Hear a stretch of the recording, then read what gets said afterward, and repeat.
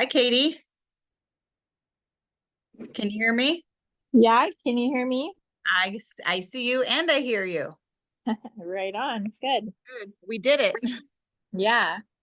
I was having a contact emergency. Oh, Like these stupid things. I'm trying like a new pair and I don't know, they like fall out. oh, It's like really? I don't know, it's weird. I don't know if you wear contacts or not, but No, I'm lucky yet. I don't have to do any of that. I'm kind of new to the contact game, Uh, right on. so sometimes I struggle, and today was a day where I struggled. Anyway, so thanks for agreeing to meet me uh, for the first time in Zoom. No problem. No problem. Appreciate that. Yeah, and Brennan gave me your name. I've never talked to you before, other than just the messages we exchanged to sort of arrange this. So Yeah, I'm excited to hear about your story. Were you able to listen to a few or get sort of an idea on? a little bit. Yep. Good, good. Yep. Good. Yeah. So all I'm trying to do is just document, stories of ladies that are, gritty women. That's the big idea here. And Awesome. as you know, Brenna called you out. Right on. Yeah. She's a Yeah. gritty tough Yeah. one. Yep. Yep, for Yeah. sure. Awesome. So if you're ready, I will just kind of turn that over to you. And if you see me sort of looking away, I sometimes I can take some notes and I'll ask you some questions, but I'll try my hardest not to interrupt you. Okay, where do you want me to start? How do you want me to start this out? That's entirely up to you. I really purposefully leave it as broad as I do because I want you to feel free and empowered to tell your story the way you want to tell it. You know, some people it means different things to different people. Your story means it's different for different people. Some people will give like a testimony of their faith, and some people like Brenna chose to share her cancer journey as part of her story. And we all know she's got plenty of other stuff with her story, but she chose to focus on that. So mainly it's just kind of like, again, you're a gritty gal. You're a hard worker. Um you've been through some stuff, had some success, had some failures. And Yep. so whatever that kind of means to you, I want you to feel completely free to express that however you want. Okay. All Did that right. help? Sure. Sure. I'll try to make it sweet and simple and a little bit about myself, I guess. Yes, that's the idea. Yeah, because we've all got our supports and we've all got, a lot of people in our lives that are amazing, wonderful, great people that support us. But I want to hear about Katie. Yeah. All right. Um, well, just to start out with, I grew up in Condon, Oregon, on my family's ranch where we rode and did all that kind of stuff. And I turned into a barrel racer where growing up I think that's what made me so gritty and tough is um I we had some really great family friends, Howard and Juanita Johnson. I call them my grandma and grandpa. And Howard would go to the Hermiston horse sale every month and bring home one of the skinniest, ugliest, worst horses ever. And for me, he was always looking for a horse for me, and we'd worm it and get it fed up. And by the time it got better, it would either buck me off or dump me or whatever. And it carried on. I went through quite a few little crappy horses like that. So I think I've been always kind of gritty and tough from the time I was little. I have an older brother that's 5 years older than me. And growing up with him, he was always on me. If I was going to rope, I was going to rope like a guy and not a girl. And if I was going to throw a football, I was going to throw one like a guy. Um, yeah, so Trevor made me tough actually when I was little. And it just carried on. I grew up, my mom is a very strong, independent woman. We live, I grew up on, our ranch was about 7,000 acres. And there were times in her life where she was here by herself, trying to take care of it and run it and do it. And she would get up and change water and then go to town and work her day job and come home, take care of us kids and stuff. Um, so I've just kind of always been around tough, gritty people, actually. And when I was in high school, I was very fortunate that we raised this really nice gelding we called Rags, and my mom trained him. And it just wasn't really a time in her life where she could rodeo and go and do. And I was able to ride him, and I started winning quite a bit on him. And so my mom and my stepdad would take me to the rodeos. My stepdad would enter as well, the pro rodeos. And we would go, and I started riding Rags, I think, when I was uh 14 or 15, I think. And the first year, I think I filled my permit and maybe won the circuit all in 1 year. I can't remember. I was pretty, I didn't really, I was, or maybe it was, I filled my permit and then won the circuit the next year. I can't remember, but he was awesome. I always said he was the goose that laid the golden eggs. Um, as I was growing up, my family did not have money. If I wanted to do the rodeos and to travel and that kind of stuff, I had to pay for it myself. So my grandma co-signed for me on my pickup, and I bought my own pickup when I was 16. And then I was able to win enough money I could buy my trailer. And a lot of times, you're young and successful, and people would talk about you. And there's all sorts of stories that my family was loaded and sending me down the road and all that kind of stuff. But realistically, I was paying for it all. Sometimes even when my mom and stepdad were with me, I paid my stepdad's entry fees at the rodeos, because that was my I don't know how you say it, my lease on the white horse, me being able to ride him. I had to pay our entry fees, kind of thing. So I never really grew up with everything just handed to me. I had to work pretty dang hard at it. As I got older and I met my husband Mike, we moved to Canada, and I lived up there for I almost want to say, well, it's been probably, we've lived down here now for 4 years, and we got married in 2000. So whatever that makes that. And we rodeoed up there for a little bit, and then we decided that you go broke rodeoing. So then that's when my husband got into the movie industry, and we started working on movies down in Vancouver. And that has led us to like a really cool life, like something different. We've worked on all sorts of different TV shows. I was able to fly to Argentina and work on The Revenant. I've worked on that TV show, The 100, a movie called Monster Truck. There's quite a few of them that we've worked on. My husband's worked on quite a few of those Planet of the Apes, actually. And the last, whatever that Jurassic Park one that came out where they were riding horses and roping dinosaurs and stuff, Mike worked on that one.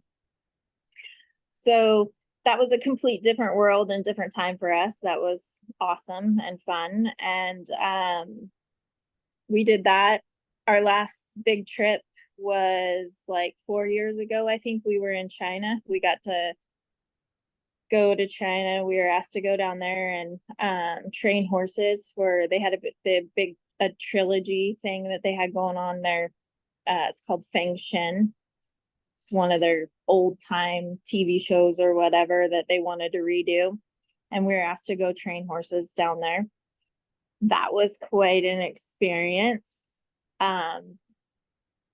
We lived there in Beijing for, I think I was in China, all in China for like probably 5 months or so. So maybe just a couple in Beijing and then a couple down in the southern part in Qingdao is what it's called. And it was a super great experience. I did not fall in love with the country and I did not want to move there. I was very thankful to come home when the time was up. As when we were there, I got to experience some really cool things. They found out that I was a barrel racer and had been fairly successful. So they asked me to come be a part of their, they have this big international barrel racing thing where they invite teams from every single country or whatever. And it's a huge world championship thing that they call it. And they even promoted me to be the president of the association. I have a little plaque that says that on it. So while I was there, I had my buddy Mariah Mannering, who has, I call her my buddy, but she is like my second child. She just came and stayed with me every summer since she was probably like, I don't know, 12, 13. She's pretty young.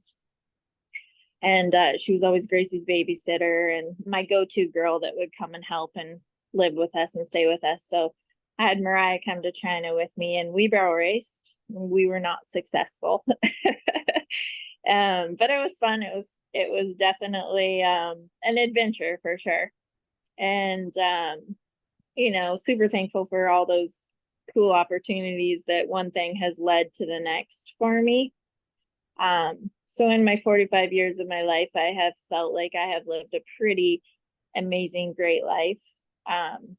While I was in Canada, I got to rodeo, and I made the Canadian finals three times, I think, up there, and was able to do that and pack Gracie with me. And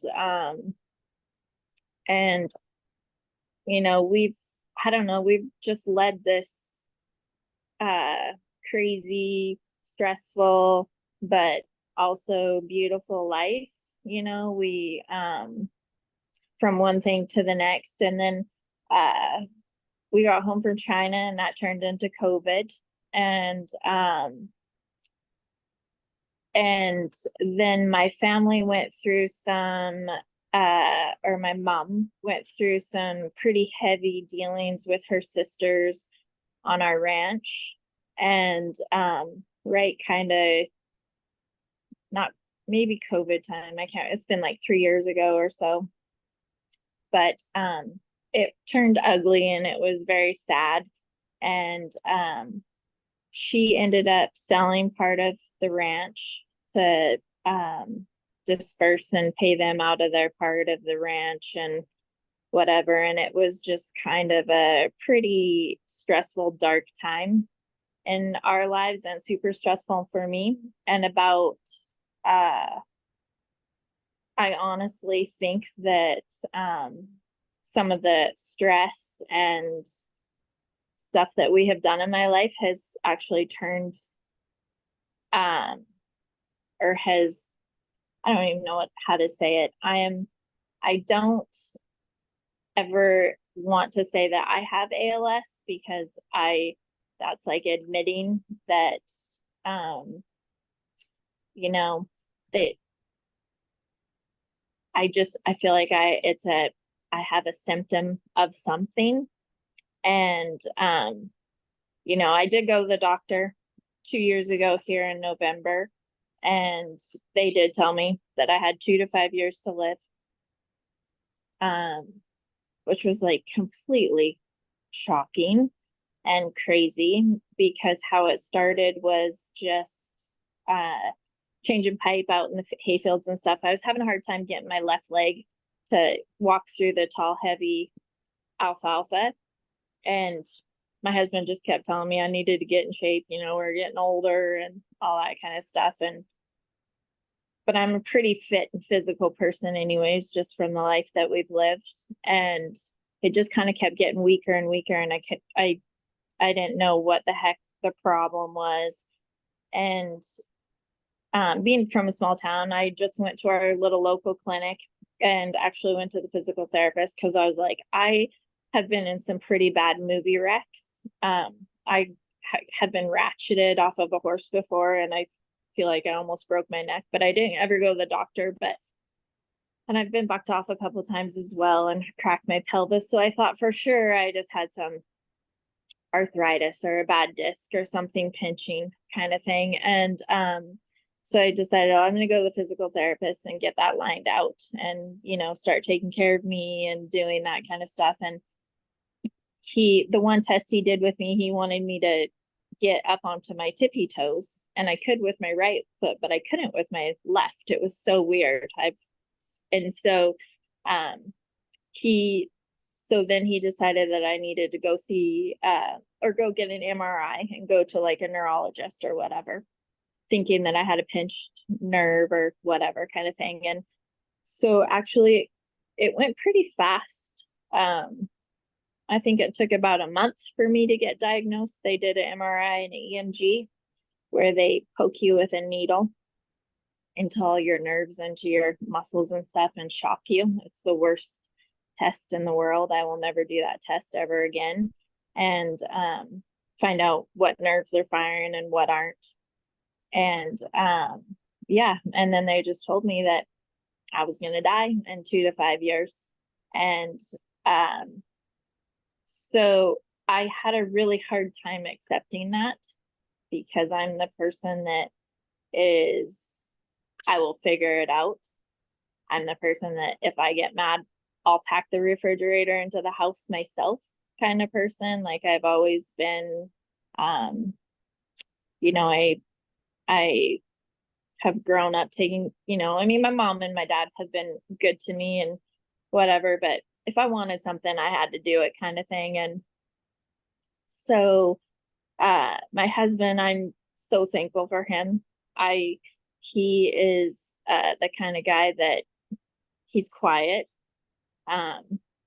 He's not very social. He definitely is opposite of me, but he's not letting me quit. And we have sought a couple different treatments. I have went to when we first found this out, I went to Mexico, to Tijuana, to Dr. Calzada was his name.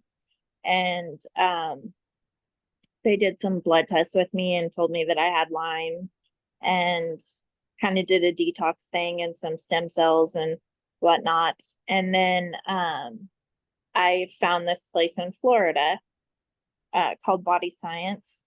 And I have been going there for the last year.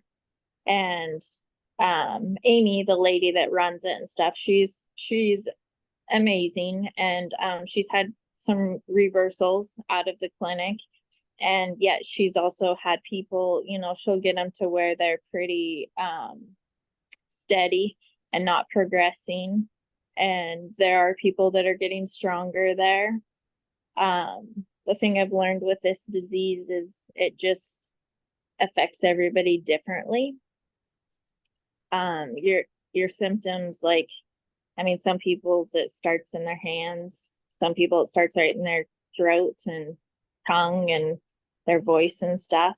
I have mine started in my foot and my leg and has just kind of made a horseshoe, and has started on my left side and now is to my right leg. So my legs are pretty weak. I can't walk very good. I can stand. I have to have a little bit of help standing, and I can shuffle back and forth like at the kitchen counter and stuff. But walking is not really what I can do at the moment. but I'm still strong in my upper body, and I feel like my airways are good. My core might be a little bit weaker, but I can still wash myself and take care of myself in that sort of sense. So I am truly very, very thankful for that. I've met some really amazing people at the clinic in Florida and have such great friends from there, because it's another little community and world, kind of like the rodeo world. Now it's us people trying to fight for our lives. And a huge thing is your positive attitude and believing that you can beat it. And I'm thankful. My Mariah, she when it very first happened, she put together and did a huge benefit on Facebook for me. And if it wouldn't have been for that, Mike and I would have, he always tells me we'll figure it out, but we wouldn't have been able to get as far as we have gotten with it all because of the money that was raised with the Facebook benefit.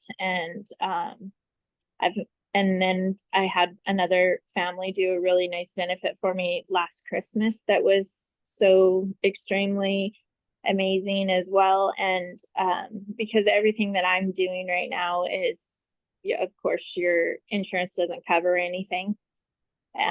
Basically because the neurologists just tell you that you're going to die. So actually, she told me I had 2 to 5 years to live and that she'll help me on my way with my journey. Is what she told me. So, Your journey and toward dying, is that what you yeah, said? You're like, basically, thanks, but no thanks. like, that's exactly what I told her. I was like, well, I don't accept that. And actually, I'm sure she thought that I was like quite mean, but I was like, basically, screw you kind of thing. And so I'm almost at the 2-year mark, and I feel like I'm still pretty dang strong. So I'm definitely sticking around here for a few more years. I got to get my kid. She's going to college, and I don't want to miss out on those kind of things. So I have so much to live for, and but yet I am like I tell Mike all the time, like there's so many people that their lives have been cut short, from accidents and just whatever. And it's of course you don't ever want to die or anything like that, but I am very thankful for my life and everything that I have done, because I do feel like I have led a pretty amazing full life in my short 45 years that I've been here on earth. Of course, I'm always going to want more just because that's the competitive person that I am. So at the moment right now in my life, what we are doing, we just put in a new house. So that was kind of a stressful little thing that we did. Mike and I have never been house owners and have the huge debt that we do for this house, but it's amazing. It's just a double wide, but it's big and I can get myself around and I'm capable here at the house by myself. Like it's easy. So I'm like so thankful for that. We had these amazing people from town show up and build me decks, and so I can get outside and around and that kind of stuff. So I don't feel like I'm completely stuck in the house and can't go and do. And if I have the four-wheeler parked close to my ramp, I can get from my chair to the four-wheeler and go down to the barn and get around my horses and stuff. So I'm super thankful for all of that. It's amazing and good. And actually I'm leaving Monday morning. We're headed to, a girlfriend of mine is coming and she's going to go with me. We're going to go to Vegas. There's a clinic in Vegas that is like a detox clinic that they have. She has actually worked with a lot of cancer patients and just helping get their lymphatic system going. And through this whole process, I have learned how toxic this world is, and the crap that they let in and they let people eat and spray on their bodies and wash their clothes with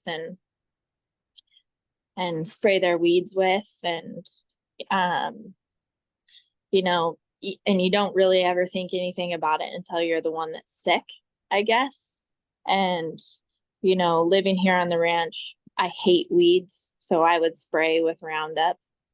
And, who doesn't love a good bleach to clean up things? Um, and I've never really ate terrible food. We usually eat pretty healthy. Like, I'm not a processed food kind of person, but when you are out on the road, and it's a pretty easy to swing into whatever and grab yourself something fast to go kind of thing, and all that stuff adds up. And I've learned that I am a poor detoxer. My liver is not fast at getting rid of stuff. And so therefore all the toxins from all that crap have just built up in my body. I have a couple really high heavy metals. Mercury is one. The silver fillings are terrible. And back when I was little, that's what they did, is silver fillings. So I had and I had terrible teeth. I had 6 of them in my mouth. I don't have any root canals, anything like that, so I'm very thankful for that. But 6 of the silver fillings were in there, and people think that they're just in there and then they're done in there, but it just keeps seeping into your system and stuff. And so I am high in mercury, and that's heavy metals are hard to get out of your system. So I went to a dentist and had them taken out properly to help not poison myself again more. And my other tests, the Roundup, I'm off the chart in Roundup, like completely to the other side of the red, and you can't see it. So obviously I have poisoned my body pretty well with everything, thinking that I was invincible and tough. So this place in Vegas is it's like a detox center, and they've got ozone saunas and some red light therapy stuff and some lymphatic body activator things. And she's got a PMF machine, and she's got a bath detox thing, that which I have quite a bit of this stuff here at the house as well, just not maybe as powerful as her stuff. And so I'm gonna go. I've went there for 2 weeks back in June, and I'm going again for another 2 weeks. And my numbers do improve actually when I get there. She's got some pretty sweet machines. She can read your body and stuff. She's just this Chinese lady that is she's just good at detoxing and has all sorts of little remedies to take and drink. And some of the stuff is pretty gross, but just to help try to get rid of that. And then I feel like once I can get some of this crap out of my body, I'm going to be able to rebuild and not let it kill me as soon as they say it's going to. So that's my plan.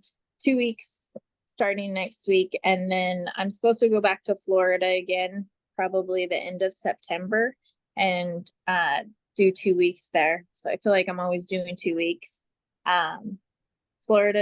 This place in Vegas is it's not as expensive. Florida is expensive, like on an average is like 10 grand a week at Florida. So it just is, money gets tight. When Mariah did the benefit thing, well, just into perspective, the first time I went to Florida, we stayed for 3 weeks, and I did a deal of exosome stem cells, and by the end of the 3 weeks, we had spent $60,000. So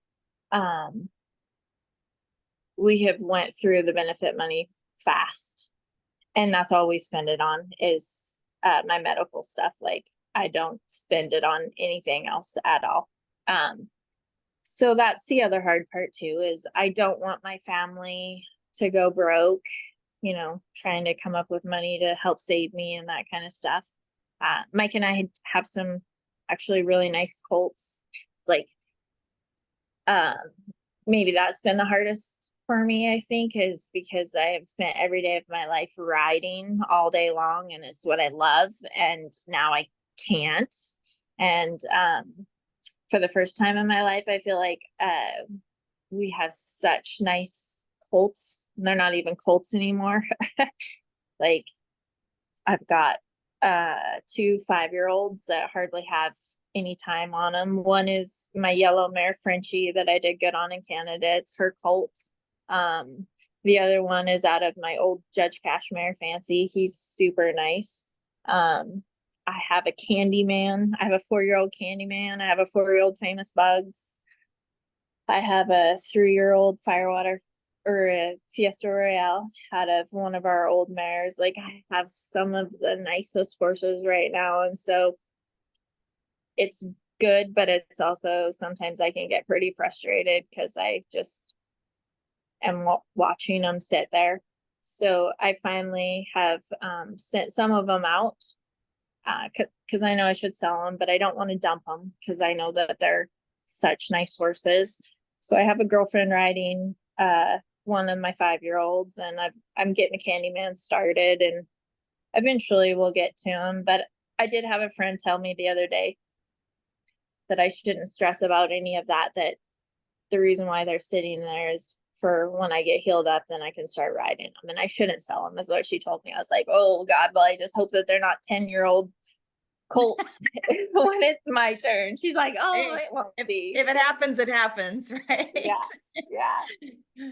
So They'll still be just as nice when they're 10 as they are right now at 3 and 4 and 5. So yeah, hopefully. yeah. So I finally convinced my husband. I was like, we got to get some of them sent away and just get them rode. He's been so busy. Like, he's actually so amazing. I'm so like, I know a lot of people will think that their husbands are amazing and stuff, but Mike is like, I'm his priority. And he works really hard when he's here at the house. Like, we have there's 1,500 acres that we live on, and there's 50 irrigated. So he's trying to do hay, change pipe, and we have 20 head of horses. And actually, my mom counted the other day, and I have 40 head of goats. So I have a lot of goats. So you have no And weeds. yeah, no, that's the bad thing, is we need to get them out on the pastures and get our weeds down. And we were there's been some opportunities sent our way for us to graze them, and that's why we have so many or whatever. But it just, with so much going on here at the ranch, and then me going for treatments, it feels like once a month, every two, I feel like I'm going nonstop for treatments or whatever. And Mike is amazing, and he doesn't want me to go without him. It's a lot for him to actually not go with me to Vegas, and for my girlfriend to go with me is great and is fine. He's always going to go with me to Florida. He doesn't ever want me to go down there without him. But we've been really lucky. They have a TV show going in Canada right now, and him and Gracie actually are headed to work up there. Oh. So it'll be really good. Gracie will get in there and make a little bit of money for college and stuff. And he can, the money that he's just trying to round up some fast money for the next rounds of treatments, kind of thing, I guess is what you can say. So it's all good. We'll, some days are pretty stressful, but like, we just keep trudging and figuring it out. And, we're thankful. We have everything that we ever need, really. We have a lot of stuff here to take care of and whatnot, but it'll be good. It'll be good. Life is good. Yeah. So yeah, that's, I think, basically, like, in a roundabout way, kind of myself and what I've got going on right now. Mm-hmm. Yeah, Brenna said something to me about Did you listen? Did you get a chance to listen to her podcast at least? I didn't get all through all of it. I Okay, need, so right at the end, I'm going to do the same thing to you at the end. I said, okay, it's your turn to like call somebody out. And so she right away said your name. And she said, something about some accomplishment or something you just did that she didn't say what it was. Do you know what she's talking about? accomplishment that I just did. I wish I could replay it because she said something about, I'll let Katie tell you about it. I don't want to tell you about it, but I'll let Katie tell you about something really great, or I don't know. Was it? So I just wondered if you know what she's. Oh my gosh, no, I don't know. I'm not sure. An accomplishment. Yeah. I haven't accomplished anything here lately. Well, I got my kids graduated, if that counts. That does count. I just got mine graduated. It does count. I got Oh gosh. two out of high school. My daughter and my stepson got out of high school, and then my son got out of college. Wow, that's Oh, amazing. yeah. Yeah. Yeah. I'm sad. I don't want my kid to leave. Uh, she's headed to Pendleton. Jade Benavides gave her a scholarship, and so it's Okay. awesome. It'll be good. She'll be close to us. She's kind of a homebody anyways. Well, she talks big. She likes to leave, but she likes to come home. She doesn't like to be gone for very long. So I think it's going to work out really good for her. She's wasn't exactly sure what she wants to do in life. So I think she's like just going to maybe take some business classes or something. And I think mostly she's thinking about college rodeo is what she's thinking about. Yeah. But Well, the first couple of years of college, I'm like, do we really expect these 18-year-olds to really know what they want to do? They don't even know what like careers are really even available to them. yeah, So like the first 2 years of college in my mind are like, yeah, go explore, try some things, see what you like, yeah, yeah, and see if you can turn what you love into something that you can, you know, have yeah, a for passion sure. for. For sure. I told Gracie, I said, to go and experience and whatever. And honestly, if she's a hard worker and she bear downs and just like wants to achieve whatever she wants to achieve, she can do it. And it maybe doesn't even have to be school. Like, I mean, I'm not the best role model in that aspect. I went to college for 3 months and my horse was working so good that I just wanted to go rodeo. And so that's what I did. I took off and went rodeoing and stuff. And um, I won't say that I mean, it might be bad to say, but I don't regret anything, you know. Um, where my life led me has been amazing. And I have always just, if you're a go-getter, you can make it in life, whether you have a college degree or not, kind of thing, I feel. Well, we're pretty close in age. I'm about 5 years older than you, but when you were a kid, was it the same as when I was a kid, where the people around were like, "Oh, you got to prioritize school, you got to do school. What's your backup plan for for whatever?" I don't know if you ever got that message as a kid, but now I say to my kids and the kids around me, I'm like, "Yeah, if you're gonna go rodeo, go rodeo. You can go to school later." Yeah, You won't always have the physical ability. If you're I feel like if you're resourceful enough to go down the road and rodeo, you're resourceful enough to probably find a way to fund it, right? yeah, Like buy and sell a few horses here and there. You can get enough money that you can just go down the road and kind of live that lifestyle and make it work. If you're young enough to do that, go do that now.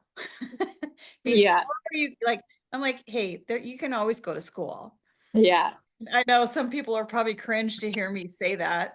No, I totally agree. Uh when I went to I did have a full ride to whatever, and I chose actually to go to Pendleton close to home or whatever because I didn't know. I was just like Gracie. I wasn't sure what I wanted to do. And my horse was working.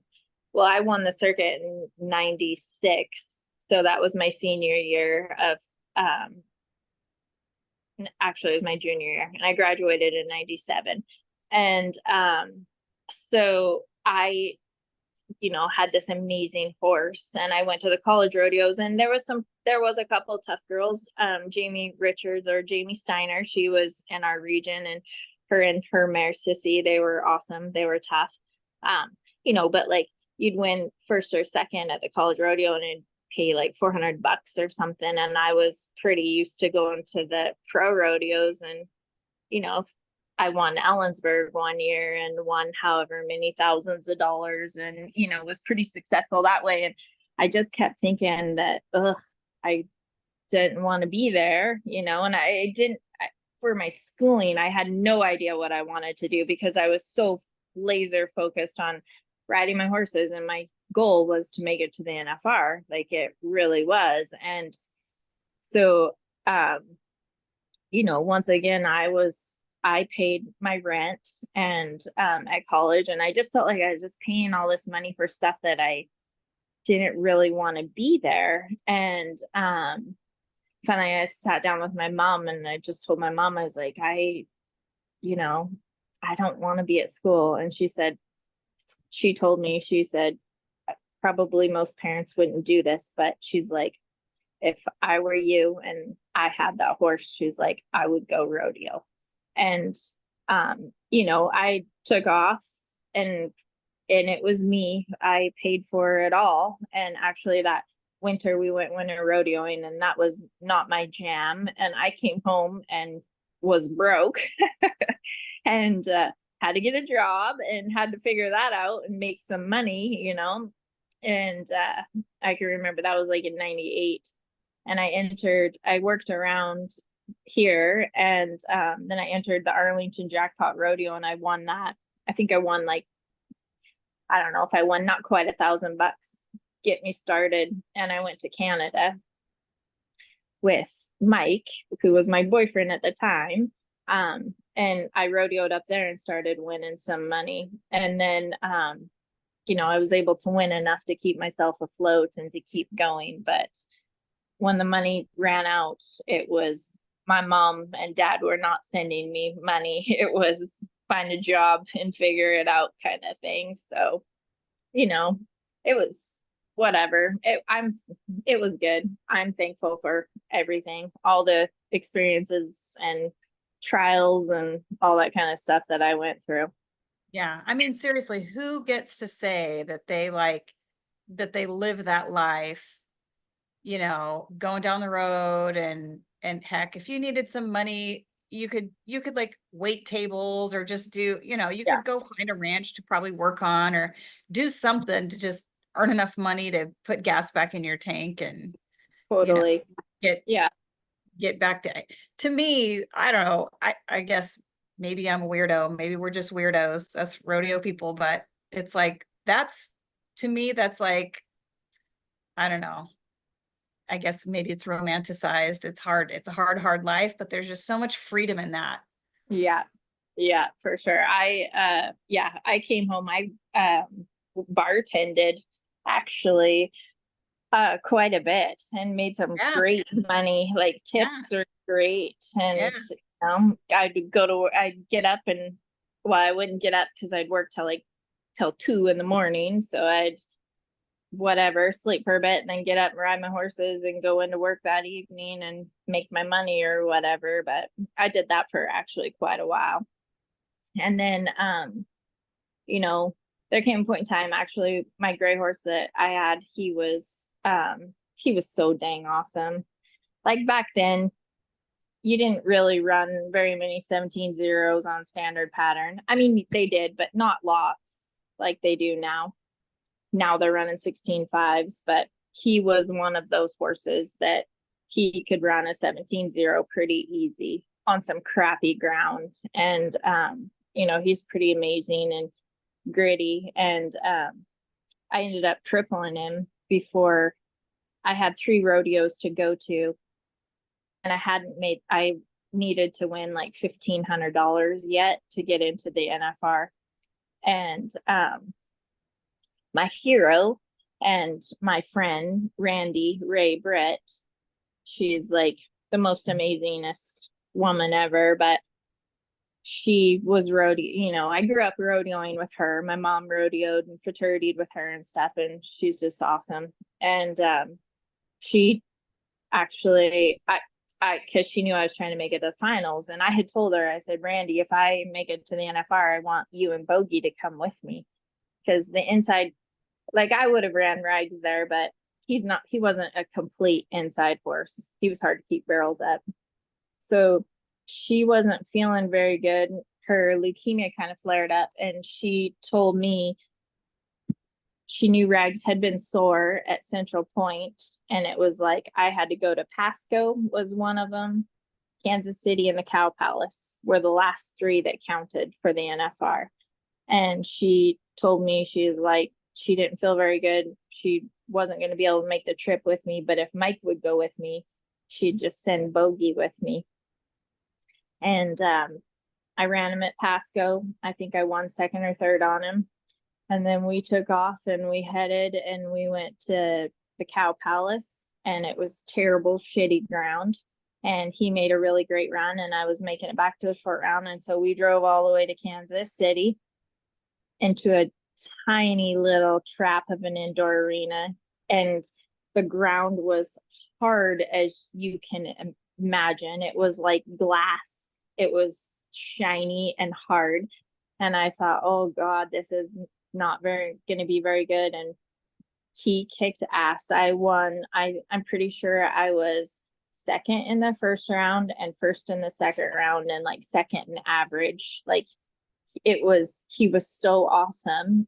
And then we loaded up and we had to drive hard back to the Cow Palace. And he ended up, the short round was pretty shady. Like, the ground wasn't very good. He struggled a little bit, but I got a good check out of there. And I think I made it to the NFR. I beat the 16th girl by like $400. I just, yeah, Wow. I got lucky. It was like, if you were to ask me that right now, if I would have like had the confidence in myself to like go do that, I would have, I'd tell you, oh gosh, I'm not sure. I don't know if I had a bet on myself, but like back then, I just think that I was just young, and I was like, I'm gonna do it. Yeah. And the good Lord willing, he let me, and it was good. Yeah. It was Yeah. awesome. So, Yeah. The way the year just laid out to where you made it by $400. I mean, yeah.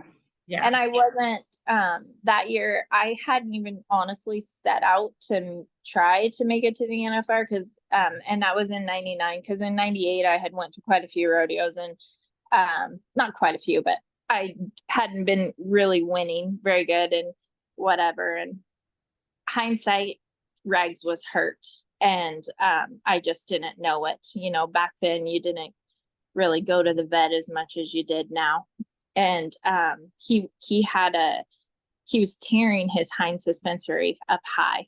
And I think that actually started like in 98. And he wouldn't ever really turn the first barrel super great, and then he just smoked the second and third. And eventually eventually we figured it out or whatnot. And by then I had, it was kind of too late. I'd hurt him pretty good. But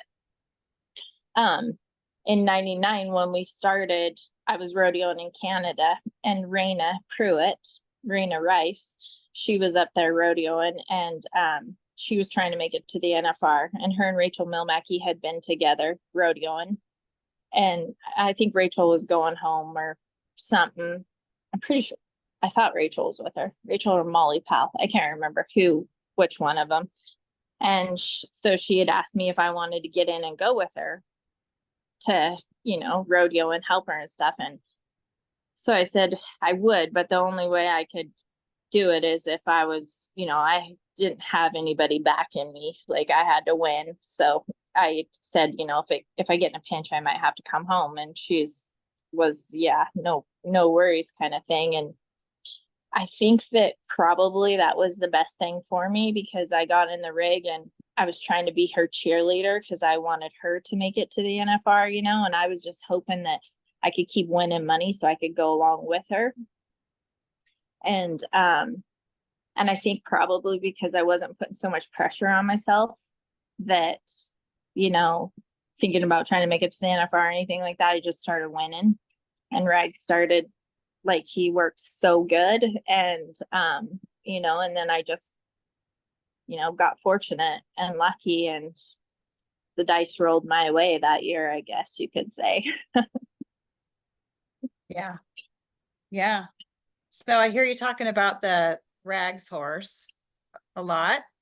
And so I like to ask the people on here, not everybody that I do this with is, a horse person, but most of them are, at least agriculture, if not horse ladies. But I like to ask all the people, tell me about some of the horses that made you who you are as a horse person. Um, Actually, we had this black horse, and my mom called him Star, and he was a racehorse. Um, I can't remember what he was bred like, old racehorse blood kind of stuff, but he was a dingbat, a complete dingbat, but if he was really light mouthed, and if you got he was just like uber sensitive to anything. And if you were hanging onto the reins and you flexed your bicep or anything like that, he could feel that, and he would melt down and be in a complete lather and jigging and roll his marbles. He didn't have a very good start when they sent him to the trainer. They pressured him too much, and she tried to futurity him. She said one time he was like literally climbing the side of the trailer at the futurity. Like, he was just a crazy racehorse. Probably ulcers and so many things that should have been treated, right? But Bad teeth, probably. yeah, 100%. Something now where we're like gonna bubble wrap them and spend $10,000 just in ultrasounds and x-rays. Yeah, exactly. And he was I grew up, I had to ride what we had here. Like, we didn't buy horses. And so he was what I graduated after the old ranch horse. I graduated to him, and if I rode him properly, I could win. But if I got tense and nervous, or if my hands got tight, like literally we rode him in a snaffle, just a smooth mouthpiece snaffle, and a brow band. And he was actually my pole bending horse, and I did run barrels on him, but he wasn't that great in the barrels, but I could win the poles on him. Like, he was awesome. But I mean, I spent days, like, we'd go chase cows. When I very first started riding him, we went and moved some cows, and because that, we did that lots or whatever. And I literally was so frustrated with him, because he just turned into this raging lunatic that was jigging and like would not walk behind the cows. And by the time we turned around and headed for home, I was like, my guts hurt, my teeth hurt from clenching. Like, I was so mad. And so I was on the ground walking, and my mom has never, like, she doesn't coddle me ever. And she comes riding up beside me, and she's like, "What's wrong?" I was like, "This freaking horse, I hate him." I'm typical snotty teenager. "I can't ride him. He's driving me crazy." And she's like, "Oh my God." She's like, "Just stop." And I was like, "You get on him. Let me see you do it." And she's riding like one of our younger colts. So she steps on him and rides off, and he just drops his head and walks all the way home. And she turns around and she looks at me, and like, I know not to like snap back to my mom in those situations. So I'm like, okay, there's obviously some shit I've got to work on here. And it was just a huge learning for me with him. Like, I honestly feel that like he taught me like the mental stuff and my hands, because I feel like I can get on and ride just about anything. Like, I have pretty great hands because of him. And from him to Rags, who really taught me how to be a winner, and be gritty and tough. And then between when I hurt Rags, I had to make my own horses, and I had two others that were decent that I fraternityed and won some money on and stuff. And, by then I was married, and, Mike was bulldogging, and I wanted to rodeo, but just wasn't, like I went to a few or whatnot, but I ended up, well, we kept the bay horse. My sister high school rodeoed on him, and those were other horses that I had some learning experiences with. I'm sure, some, like, looking back, ulcer meds and some good stifle injections and some stuff like that would have helped them. And then it just rolled into, I got the yellow mare, and that is actually one horse we bought. And it was just one of those things that I was like, I rode her and I was just like, she felt like my old gray horse. And I was like, I have to have this horse. And spent way too much money for her and whatnot. But the thing she did for me, and I got her because she was actually running up the pin on the first barrel and wasn't really working that great. But she's a gritty, tough mare, and she taught me lots too. Like, she's 21 now, and the last year I qualified for the Canadian finals on her, she had a chip in her knee, and by the time I took it out, it had kind of screwed up the cartilage in there, so it's kind of bone on bone. But if you watch her, she's not lame. I feel like she could still go. Actually, Gracie rode her, even after all this. Gracie rode her freshman year at high school and competed on her and did well with her. She's pretty tough. I have only ever been lucky enough to get one colt out of her. She's terrible for giving babies, so I have kind of given up that sense. But and then I was fortunate enough, I had another lady send me a horse that I rode her name was Shoefire. And she was 6 when I got her, and she'd been rode by quite a few other people. And she was nice. She was a nice mare. I won a lot on her. So I've been pretty fortunate to ride all sorts of different horses and have some successes. And that, I guess the funnest part has been that is, in my later years of my life with Frenchie and Shoe and those horses, and the stud horse, the Fiesta Royale stud horse of Bruce Robinson's. I love him. He's amazing. I got to derby him and was successful with him and won quite a bit on him. And just being able to pack Gracie around with me and her go and do. So I'm sure I've put it into her blood for her to be a rodeo bum as well. So we'll see. Nice. She's quite a bit more spoiled than me at that age anyways, because her mom and dad are helping her out. Yeah. So, yeah. But oh well. I just find it like everybody I've talked to that's somebody that's been successful with horses, it's always been those tough horses, that made them really have to think outside the box. Yeah. Every single person I've talked to has said, yeah, the easy horses, like everybody loves their easy horses and their big old puppy dogs, and they're just so sweet.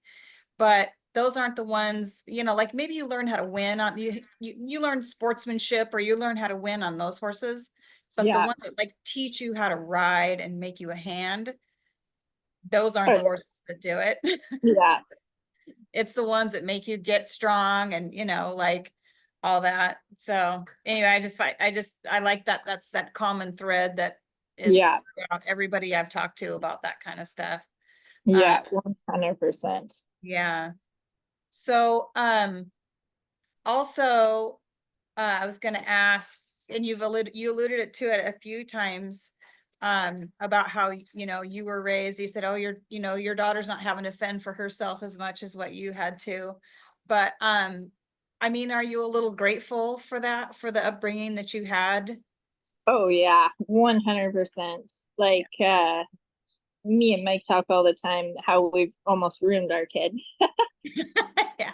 Which I have people tell me she's a good kid, but yes. I grew up, we my mom remarried when I was like 9, and I had a stepdad who worked really, really hard and had cows, and um he came from a huge family, and he was frugal. He didn't like to spend money and whatnot. And so in the wintertime, we actually fed with a team of horses so we could save money on fuel.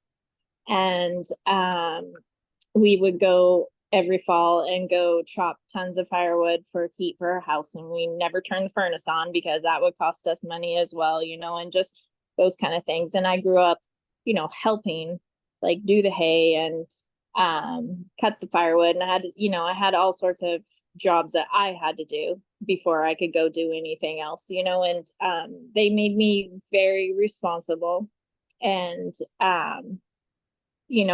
definitely made me into be the person that I am today, for sure, that I'm just strong. And if it's something I want, I have to figure it out how to get it myself, kind of thing. And not that they weren't supportive of me. They definitely were. And I'm sure like proud of me and all that kind of stuff. And as I got going more and going to bigger rodeos and stuff, it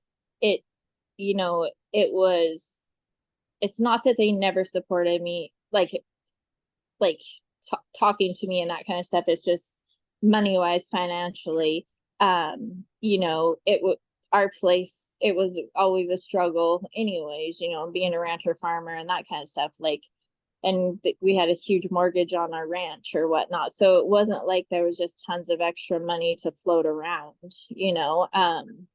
and that sort of a sense. So, it's a different kind of support, I guess. My mom was always definitely encouraging me. If I had the money, she's like, go enter, and she would go with me. Sometimes I have a sister that is 12 years younger than me, a half sister, who like I'm so thankful for. It's awesome. Growing up, it sucked that we're so many years apart, but now she's like one of my best friends. It's awesome and amazing. But as I got older, my little sister was pretty little, so it wasn't like mom could just jump in and go with me all the time. Sure. Yeah, and I think that's an important distinction between you feeling like, oh my gosh, I'm all alone in this world versus, okay, well, if I need to get some money, I have to be resourceful. And Yeah, I don't have a flow of income coming in here that I don't earn myself. I think right. those are definitely two very different experiences. Yeah, So we're not trying to say yeah, yeah, like that, like you were neglected or anything like yeah, that. But yeah. No, yeah, I really I was agree. Of I was fed and well cared for. I just course, yes. the other things, the fun things, if I wanted to do it, I had to figure it out. Like I even did it to where I made my pickup payment be every 3 months, because I thought if and it was like, I don't know, back in the day it was so cheap. I think it was like $1,200 or something every 3 months or whatever. And it was, but I did that because I thought if I do my trailer payment every month and a pickup payment every month, it's going to take quite a bit of my money away. But if I could go every 3 months, I was just confident enough that I was gonna win something big at a rodeo, and I'd have that $1,200 for my. I don't, Yeah, it was crazy, but that's yeah. my thinking when You I had was three younger, months to win to 1,200 figure it bucks out. somewhere Yeah, yeah, to that's make the payment. exactly. And I just knew it was gonna happen. I love it. Yeah, it was. I mean, now I think, oh my God, how could I do that? Right, But back then, right. it was, yeah, no big deal. I'll Seems figure it like out. seems like you still have some of that faith a little bit though, like just in hearing this conversation with you still have that attitude that it's going to work out. Like, yeah, Yeah, whatever it is, it's going to work out. I'm yeah, going to go do this that I need to go take care of and pay attention to. And, like, it's not like you're just sitting there on the couch waiting for things to work out. You're really making things work out. But at the yeah, same time, you strike me as what strikes me about this whole conversation and having never talked to you again before, what is that you're just like, yep, it's going to work out. Like I'm going to go to Florida and it's going to work out. I'm going to go to Las Vegas and it's going to work out. And my husband's with me. And if he's not, my best friend is with me, or, or your yeah, second daughter, yeah. Mariah. Yeah. Yeah. And so it's like, yeah, that's incredibly inspiring. Yeah.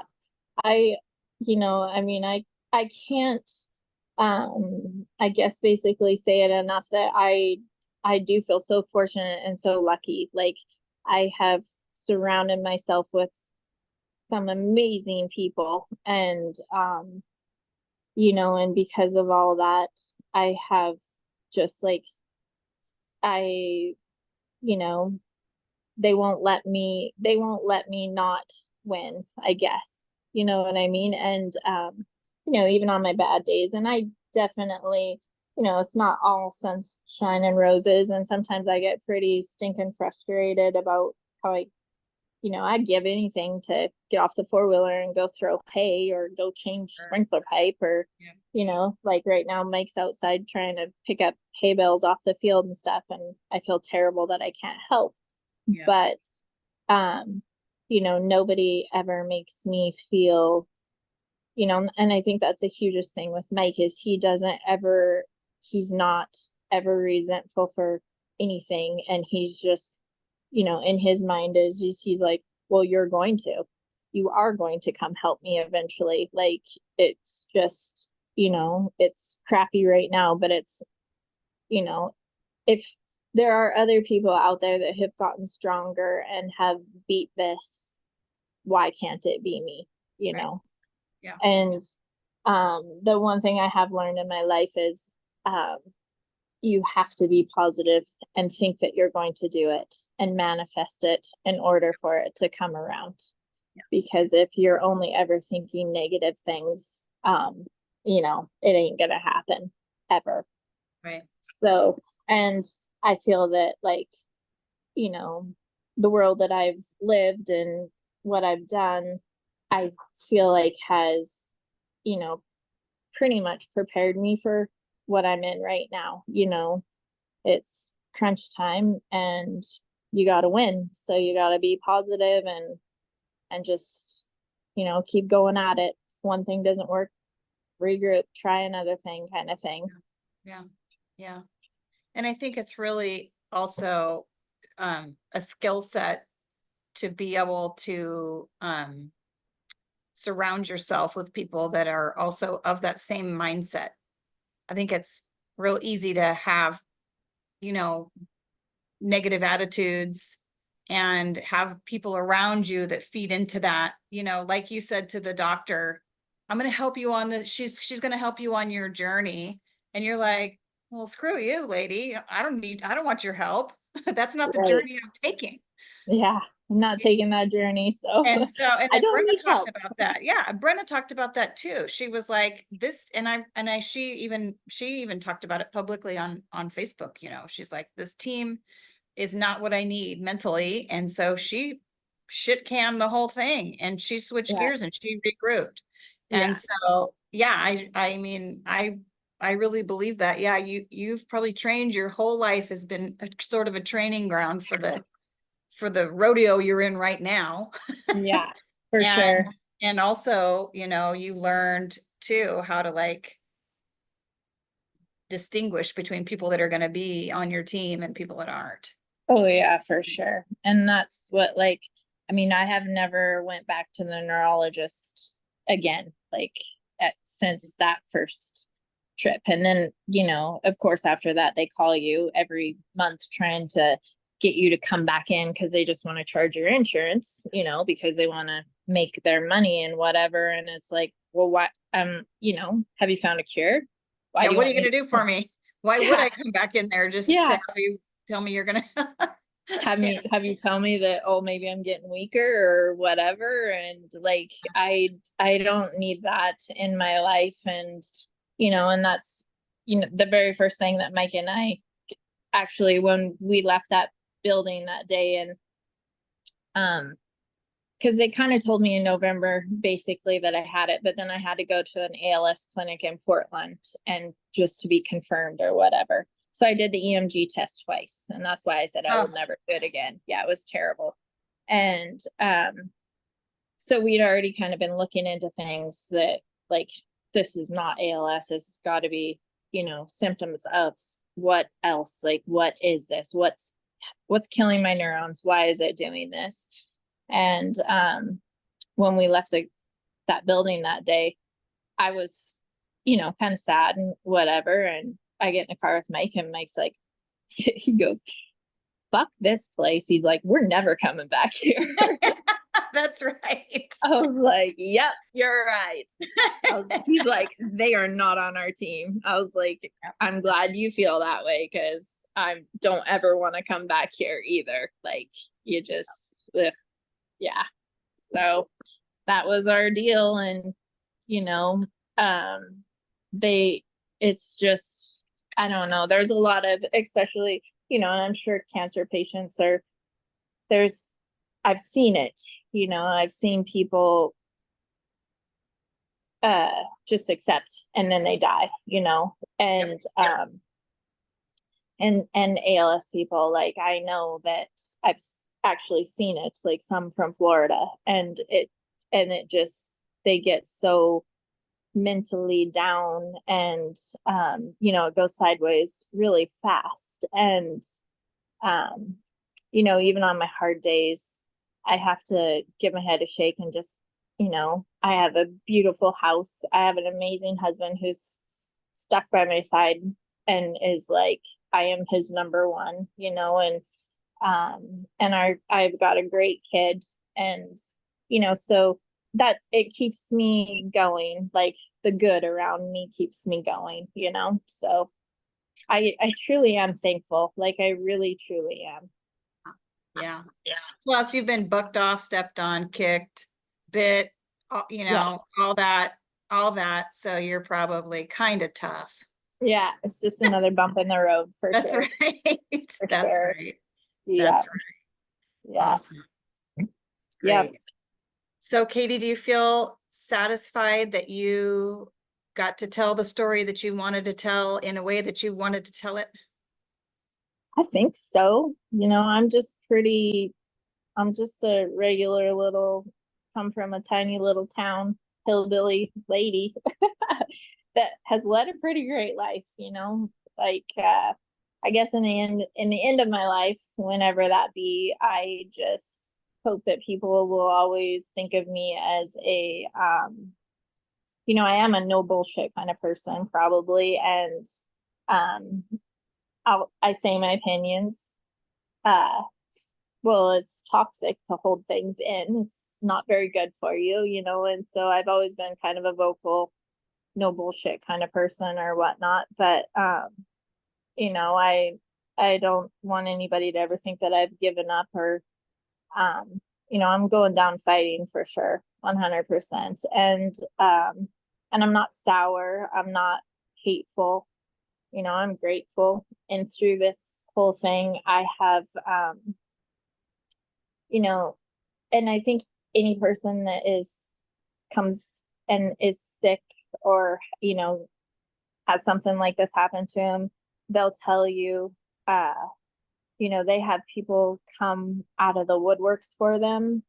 And then there are people that you would have thought that were in your corner are radio silent,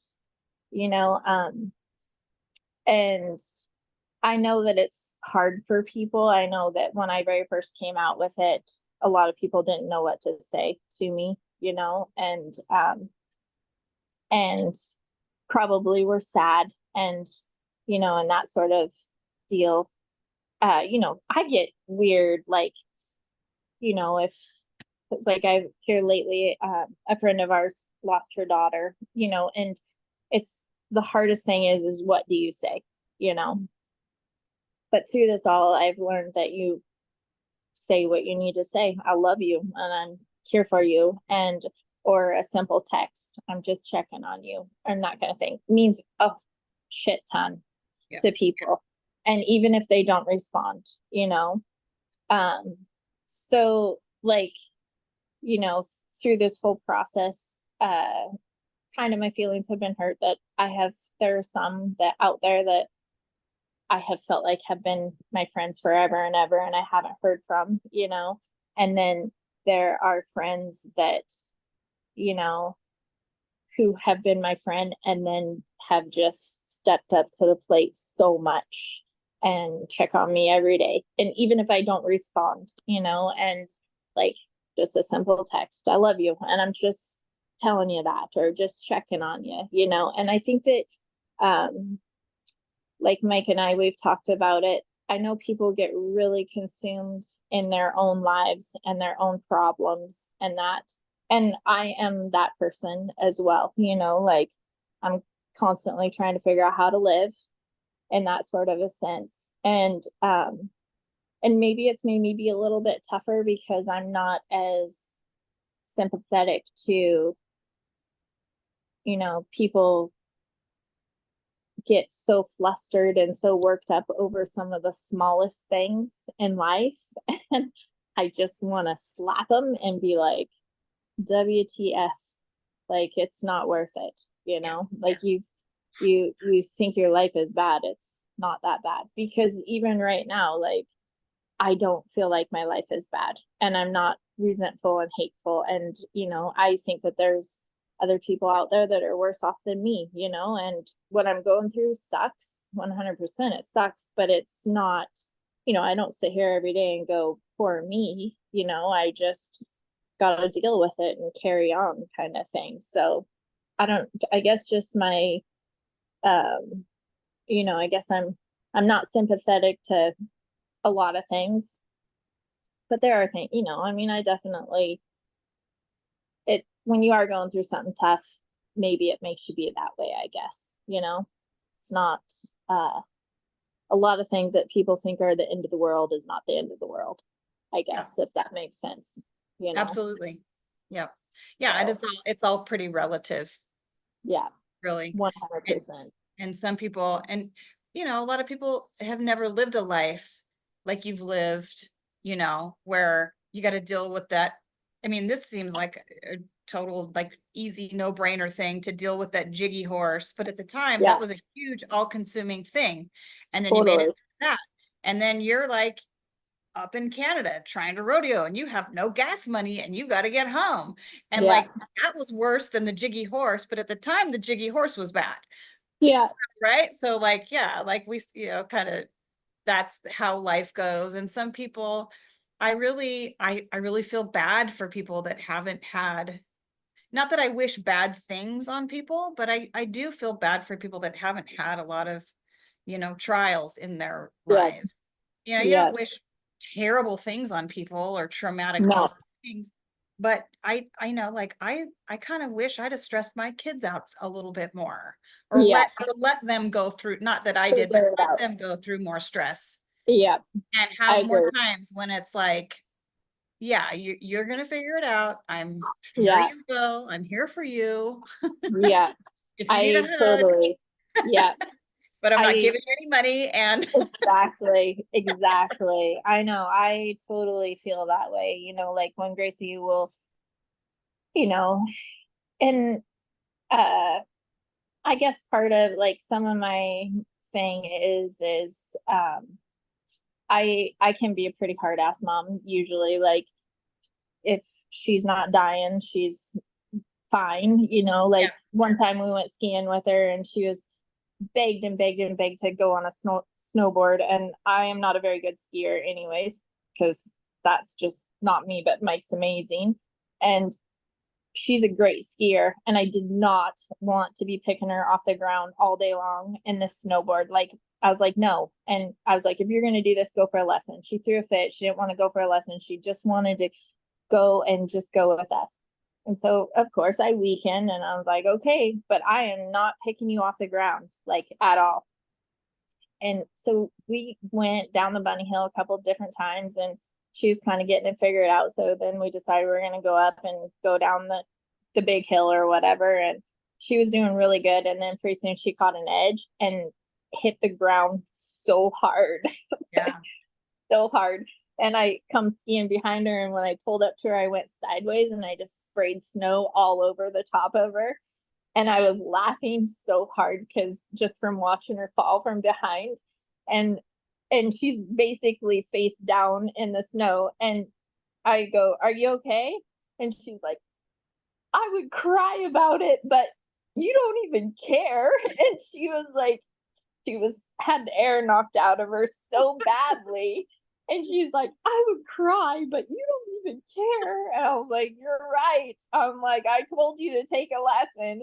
And so then she sat there for a little bit and I had my pole down. And she was like, can you please help me up? I was like, no, she's like, Mom, I can't breathe. I was like, figure it out, Gracie. It That's was funny. so funny. So I've always been like pretty tough with her, but here, since this, um, there is part of me that like is like hanging on and I don't want to miss anything. So I know that I'm like probably driving her crazy. And like I don't want to miss any of the high school rodeos. I didn't want, in the basketball games and the volleyball games. And I always want her to come with me and be with me and do with me. And, Sure. and I know I need to let that go. And she's needs to spread her wings and stuff. Like she asked me the other day if me and her dad were going to come to every college rodeo. And I was like, duh. Yeah. Yeah. Yes. The answer is yes. Yeah. I'm like, I don't have to haul your horses and me and dad can stay in a motel. It's going to be perfect. Why That's would I right. not? Exactly. So, but, I feel that, um, probably part of it has been a blessing. Like, I hate to even say that me being sick has been a blessing, but when Mike and we've had to leave and go to Florida this summer and for 2 weeks, and Gracie had to stay home and change sprinkler pipe. I mean, she's not the best at it, but like she is getting it figured out. And, she's got to take care of the horses and the goats and the dogs and stuff, so it has made her have to be pretty responsible, which I mean, I would have done that when I was her age anyways as well. But nowadays, like it's so easy to spoil your kid and not, make him do that kind of stuff. And so like I am thankful that she's having to figure it out and take care of stuff a little bit more, probably because I would have spoiled her if not, I mean, I only have one kid, so it's pretty easy to spoil them, I guess. Yeah. So, Yeah. but I just hope that I've raised her to be a good human. And, she is good to me. She, even for being a 17-year-old teenager, she'll roll her eyes at me, but she is good to me. She's a good kid. Yeah. That's awesome. So yeah. I bet she is. Good.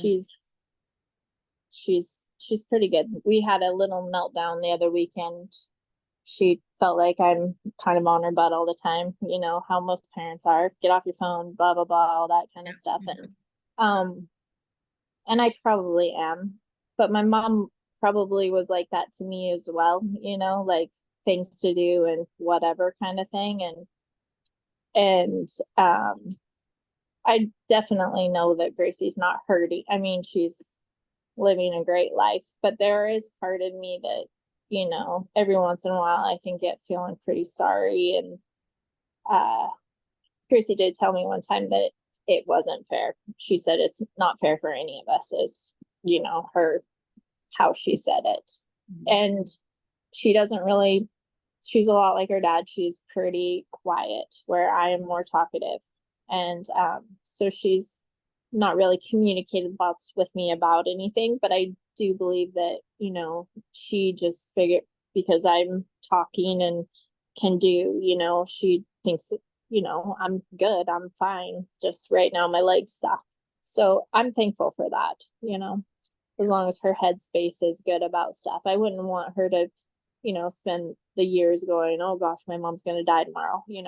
I never wish that for any part of my family, like I don't want that. I don't want that. Yeah. Yeah. For them. Yeah. Exactly. For you and for them. Yeah. Yeah. Sure. So Yeah. we're just gonna keep plugging away at it. And, part of me, like, it gets really stressful, like the money situation and financial and trying to do these treatments and stuff. And so then I can get myself in a headspace whereas like okay, well, my legs are not better, you know? Um, but if I wasn't doing what I was doing, would it be going faster, you know? And so like you can't, and my husband, he's always like, Katie, he's like, we believe it's working. Like you could have been dead this year. Like we Yeah. believe whatever we're doing is working and we're just gonna keep doing it. And you know, but it's hard. It's hard when you're spending that kind of money and, you know, it's just hard.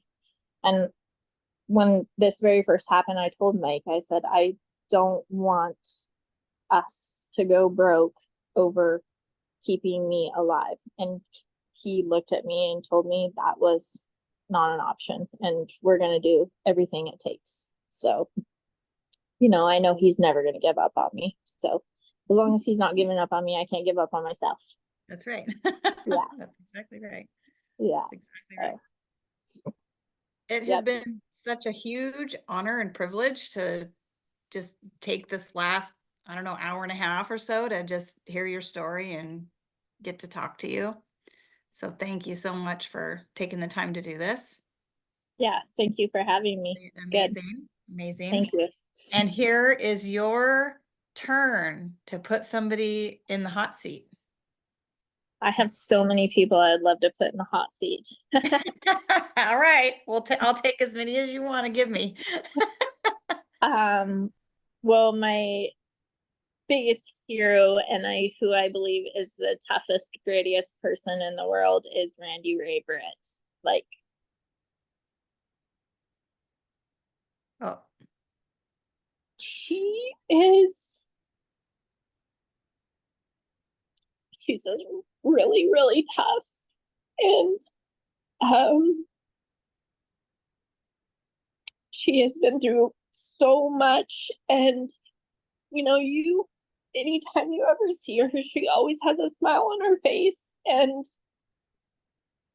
she's just she's just one of those people that you like everybody in this world should strive to be like her. Like she truly is one of the most amazingest people. I don't know if you'd get her to do one of these things, but she well, would be so I might awesome. need your help. She would be so awesome with it. But you know, she's just been uh handed so many bad cards and has made a great hand out of it. You know, she's such a cool lady. But also, I have some really great friends. Carmen Pozamon, she's another tough trail racer who was diagnosed with MS and is, you know, working and still riding, and she's got a little boy and stuff, and she lives in Canada. She's very tough and very gritty. She would be great to talk to as well.